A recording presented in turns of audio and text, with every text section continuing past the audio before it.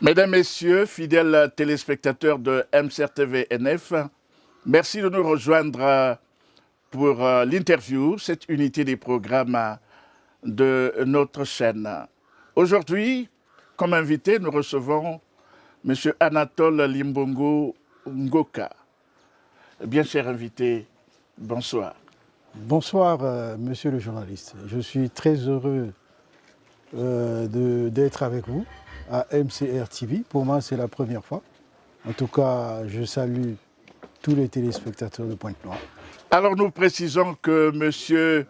Anatole Limbongo Ngoka est membre de l'Union panafricaine pour la démocratie sociale, en acronyme UPADES. Avec lui, nous allons devoir évoquer non seulement la situation actuelle au sein de l'UPADES, mais également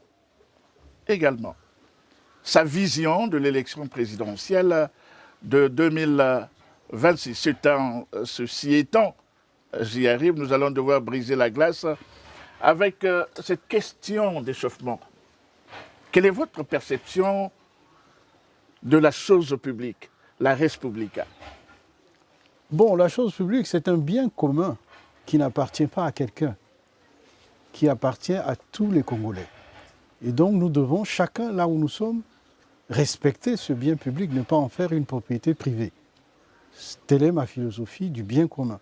Et vous considérez donc la République du Congo comme une véritable république? Bon, dans son essence, oui, même si aujourd'hui les gestionnaires du bien commun ressemblent plutôt à des gens qui se sont appropriés un bien de tous pour en faire un peu leur propriété privée. C'est ça qui est dommageable.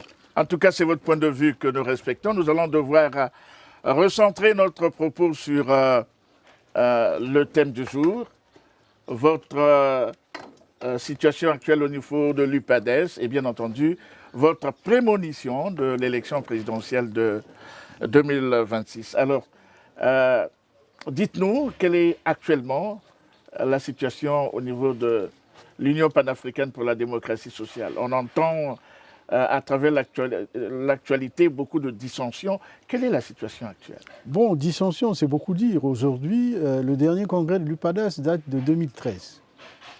Nous sommes aujourd'hui en 2025, ça fait 12 ans que le premier secrétaire n'a pas organisé le congrès. Ça veut dire qu'il est dans l'illégalité, il est même dans l'illégitimité totale. Nous sommes deux courants principaux au sein de l'Union. On a demandé que dans ces circonstances-là, que tout le monde s'asseye et fasse un congrès extraordinaire pour remettre le parti sur le droit chemin. Malheureusement, le premier secrétaire ne veut rien savoir. Il persiste dans sa manière de faire. Et d'ailleurs, c'est un peu pour cette raison que moi, en tant que militant de l'UPADES, tenant compte du passé, notamment la mauvaise expérience de 2021, avec d'autres amis, on s'est dit, bon, quand on regarde du point de vue du temps que un candidat de l'UPADES pourrait avoir dès lors que le congrès est projeté pour novembre 2025, ce sera difficile à un candidat de l'UPADES de pouvoir compétir en 2026. Alors nous nous sommes dit, bon, ok, je vais me présenter comme candidat et puis on verra bien en novembre ce que le parti envisage de faire. En d'autres termes, la situation actuelle de l'UPADES vous a ouvert les vannes, vous a conditionné à vous prononcer pour j'ai quand même une expérience. L'échéance de 2026. J'ai une expérience. J'ai été coordonnateur national des comités de soutien du général Mokoko en 2016. Donc j'ai une certaine idée des contraintes d'une campagne, d'une élection présidentielle. Et compte tenu des délais, et que j'ai en quelque sorte fait de l'anticipation en fait. Voilà. De l'anticipation alors, êtes-vous apte aujourd'hui à vous présenter à la présidentielle de 2026 et pourquoi vous le faites maintenant? Bon, apte, oui, intellectuellement, professionnellement, j'ai l'expérience qu'il faut. Je connais un peu l'État, je connais les problèmes du pays et je pense que je suis à même de faire mieux que ceux qui sont là. Maintenant, l'autre partie de la question, c'était... Pourquoi donc le faire maintenant? Maintenant, parce que c'est une occasion qui se présente. J'ai voulu le faire en 2021, quand je sors de prison, on travaille avec des amis et je fais une conférence de presse le 18 juin 2020 pour dire que je serai candidat à l'élection de 2021. Malheureusement pour moi, je suis de l'Alikwala et le préfet de l'Alikwala, qui est un grand frère aussi, Gilbert Zombo-Monzo, il estime que non, je ne peux pas compétir. Il dit aux parents là-bas, il dit à ses amis du PCT, si Limbongo est candidat, le président Sassou sera battu dans l'Alikwala. Alors il faut le bloquer. Et c'est comme ça que le ministre Mboulou a suspendu mon parti. Et donc je n'ai pas pu, sur conseil d'un vénérable de chez nous qui m'a dit, bon écoutez, laisse tomber, il y a trop de tension. Voilà. Et donc vous estimez qu'aujourd'hui, après le recul du temps, la donne a changé? Oui, la donne a changé. Et je pense que les circonstances sont telles que, bon, j'ai décidé de me présenter. Alors, vous partirez à cet événement majeur avec quel label? Candidat indépendant. Candidat indépendant. Oui. Est-ce que vous pensez que ça vous donne suffisamment d'atouts pour pouvoir rencontrer le candidat de la majorité présidentielle? Bon, disons qu'au stade actuel où le candidat de la majorité présidentielle n'a plus rien à présenter, son bilan est tellement mauvais qu'il n'a pas d'argument en fait. Nous sommes en 2025, monsieur le journaliste. C'était l'année de l'émergence, non? Le président de la République a fait un discours le 15 août. Même pas allusion à la situation d'émergence du pays. Qu'en est-il de l'émergence? Pas un mot. Il n'a pas soufflé un seul mot. Ça veut dire que lui-même reconnaît qu'il a échoué à amener le pays à l'émergence comme il avait promis. Donc de ce point de vue, du point de vue de son bilan, je crois qu'ils n'ont plus d'argument en vérité. Donc il n'y a pas de raison que le peuple ne fasse pas un autre choix. Mais pour que le peuple fasse un autre choix, il faut lui présenter quelqu'un. C'est ça la compétition. Pourquoi avoir choisi la ville de Pointe-Noire pour faire cette annonce? Non, en fait, c'est une circonstance. Je suis venu à Pointe-Noire pour la dot de ma fille qui travaille ici. Et j'ai donc profité du fait que mon coordonnateur ici, M. Mwanda Fréjus, avait fait une interview avec vous. Et je viens donc confirmer ce qu'il a dit pour lever d'éventuels équivoques qu'il pouvait y avoir sur son interview. Voilà pourquoi j'ai voulu confirmer. C'est la première, en fait, sur votre chaîne, que je serai bien candidat en 2026. Est-ce que cette annonce ne serait pas de nature à brouiller votre candidature? Pour quelle raison? Pointe-Noire, c'est le Congo. Pointe-Noire, c'est une capitale pétrolière. Pourquoi ça va brouiller ma candidature? Bien au contraire. Peut-être que c'est bien de le faire à Pointe-Noire. Alors, on va ouvrir une brèche qu'on pourra refermer. Que peut-on retenir de votre carrière politique? Alors, j'ai commencé ma carrière politique assez jeune, en 1974. J'ai été président du comité de grève des étudiants de 1974 et le président Marien Gouabi avait estimé que nous créions des troubles dans le pays. On nous a arrêtés et c'est comme ça que j'ai fait l'armée. Donc de 1974 à aujourd'hui, j'ai continué ma carrière politique. J'ai été à la conférence nationale souveraine, j'ai été conseiller supérieur de la République pendant la transition.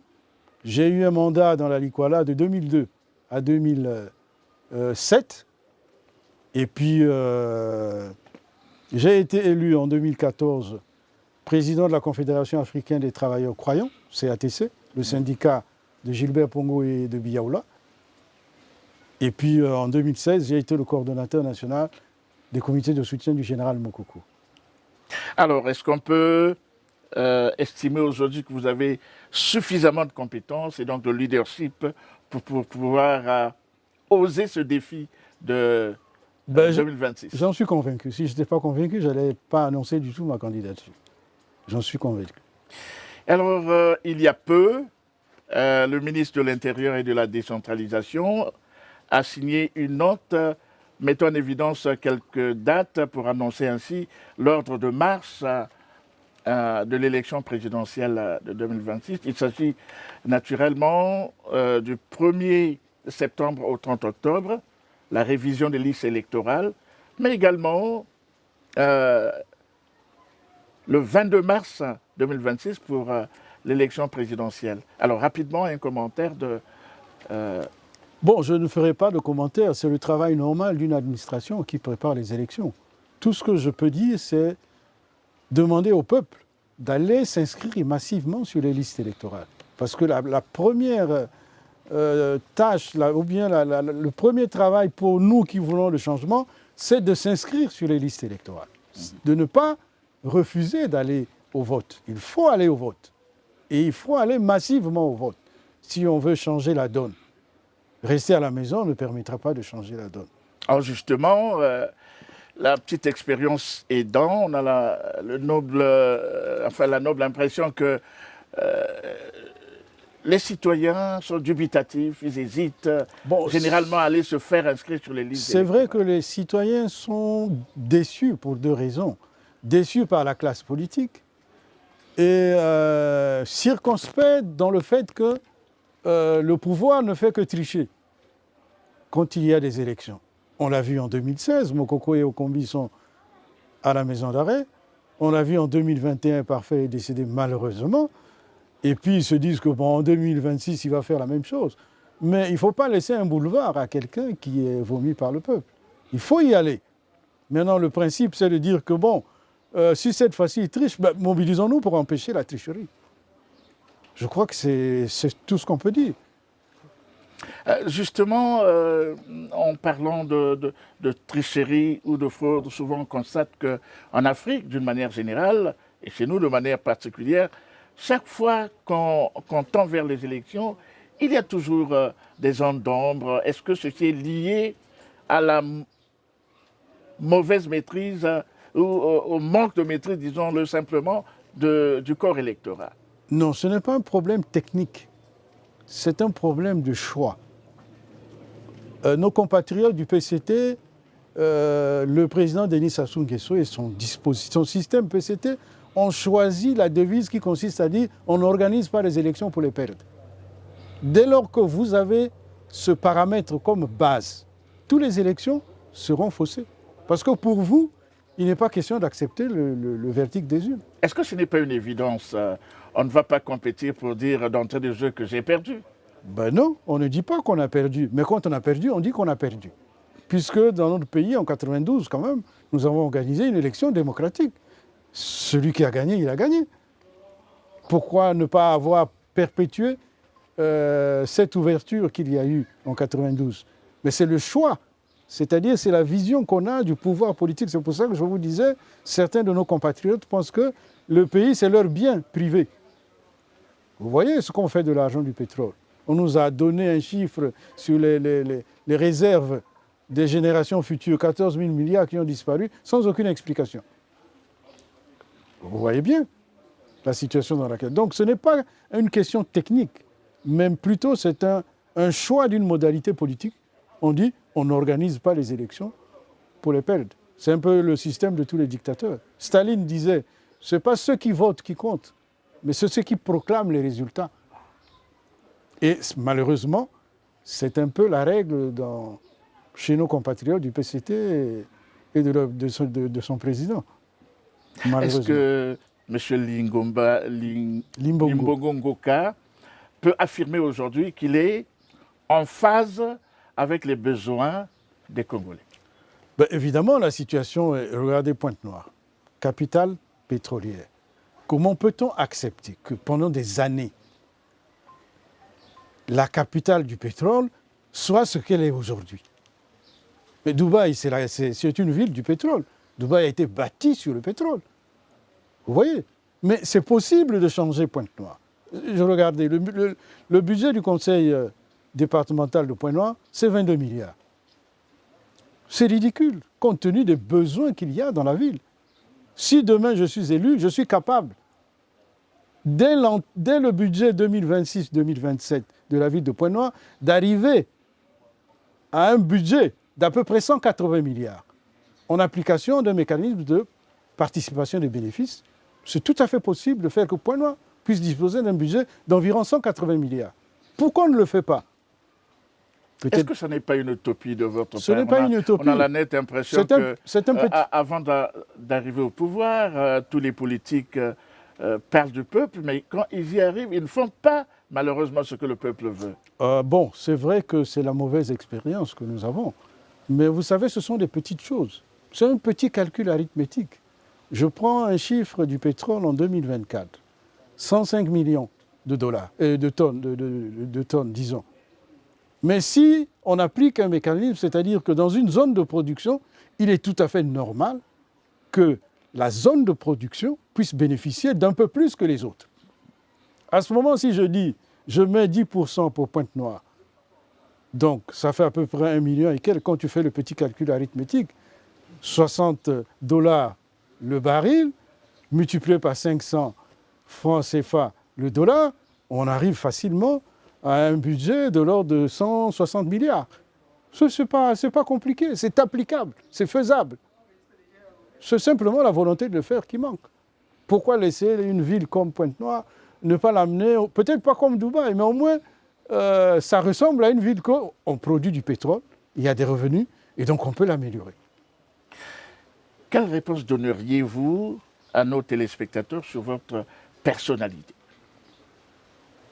Ben, je suis, comment dirais-je, j'ai un leader que je veux imiter souvent, c'est Jésus-Christ le Seigneur. C'est-à-dire que l'humilité, respect du bien public, c'est ça, être au service des autres. Pourtant, il est dit à Dieu ce qui est à Dieu, à César ce qui est à César. En d'autres termes, il faut certainement faire le distinguo entre la chose ecclésiale et la chose politique. Non, il s'agit d'appliquer la règle de l'humilité, la règle de respect au bien commun. Vous voyez, un bien commun, c'est un bien commun, il n'appartient pas à quelqu'un.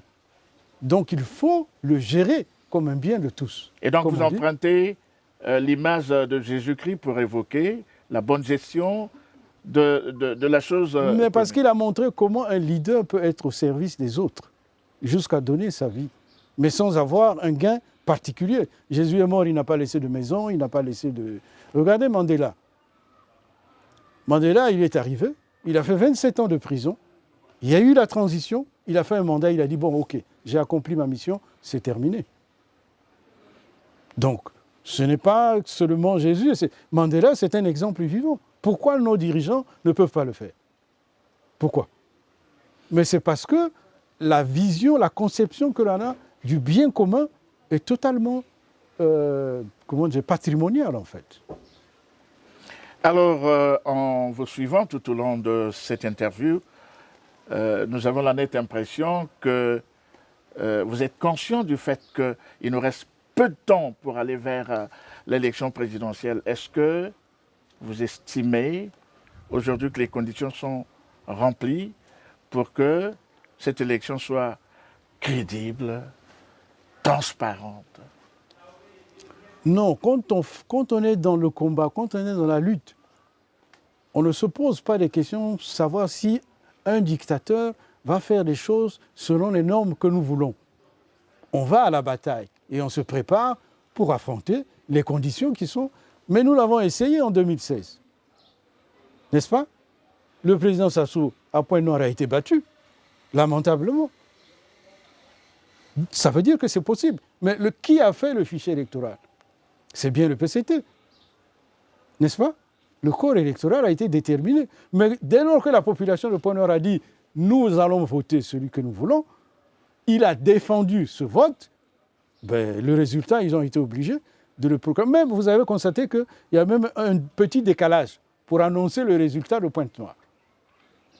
Donc c'est faisable. Comme je disais, maintenant, si on pense qu'il y aura la tricherie, ben mobilisons-nous. Vous savez ce qui s'est passé en 1990 pour obtenir la conférence nationale souveraine. C'est le congrès de la CSC qui a été l'élément déclencheur. Mais Bokamba, c'était quelqu'un du PCT. Hein. Il veut faire le congrès de la CSC. Le président Sassou estime qu'on va les arrêter. Mais c'est le Bokamba qui a décrété la grève générale illimitée. En 3 jours, le président Sassou a dû céder. Parce que le peuple a suivi le leader de ce moment-là. Et tout le peuple a paralysé le pays. Pourquoi on ne le ferait pas à l'occasion d'une élection? Si on constate que le président et le PCT trichent, ben, mobilisons-nous comme en 90 pour empêcher la tricherie. C'est faisable. C'est faisable, nous arrivons quasiment à la fin de cette interview. Vous avez sans nul doute un vœu à former par rapport à l'événement qui pointe à l'horizon. Ben, le vœu que j'ai à former, c'est de dire au peuple, n'écoutez pas les gens qui disent qu'il ne faut pas aller au vote. On ne change pas un système en refusant de combattre. C'est dans le combat qu'on change la donne. Donc moi, j'invite le peuple à aller s'inscrire massivement dans les listes électorales et à aller, le 22 mars, voter le candidat de leur choix. Maintenant, s'il y a la tricherie, comme je l'ai dit, ben mobilisons-nous pour empêcher la tricherie. Il n'y a pas d'autre message que je peux passer aujourd'hui. Dixit, M. Anatole Limbongo Ngoka, qui était notre invité à cette émission interview. Avec lui, nous avons évoqué en premier lieu la situation actuelle au niveau de l'UPADES, en second et dernier lieu, sa vision de l'élection présidentielle de 2026, qu'il soit entendu qu'il sera candidat indépendant pour des raisons qu'il a évoquées tout à l'heure. Merci de nous avoir suivis. Nous aurons le noble plaisir de vous retrouver à d'autres éditions. Au revoir.